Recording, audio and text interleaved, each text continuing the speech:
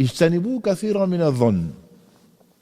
Allah dit dans la sourate Al-Hujurat, 49, verset 11, c'est ma mémoire est bonne. Ô vous les croyants, évitez de trop conjecturer.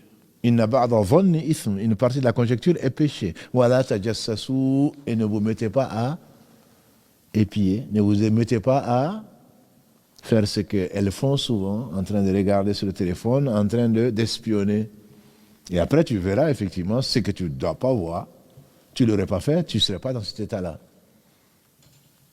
Allah dit, si tu as une mauvaise pensée, ne recherche pas. En fait, il y a Omar ibn Khattab, une partie de la conjecture est péché. Et une fois que tu as cette partie, que tu reconnais, que tu soupçonnes, sans preuve, ne vérifie pas.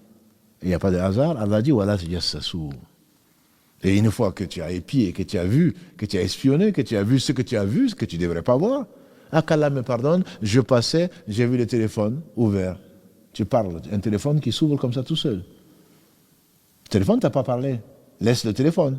L'ordinateur était ouvert. Mais combien de fois l'ordinateur est ouvert sans que tu le touches? Ça vient de Satan, ton ennemi. Tu n'arrives pas à dormir, tu te lèves quand il n'est pas là ou quand elle n'est pas là pour aller fouiller.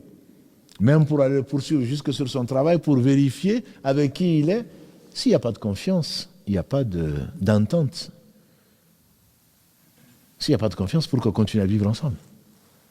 J'ai connu un cas où quelqu'un, il a failli perdre son travail, peut-être qu'il a déjà perdu, parce qu'au travail, le téléphone ne lui suffisait pas pour appeler son épouse, il allait se déplacer, alors qu'aux heures de travail, pour vérifier si sa femme était à la maison. C'est devenu une maladie.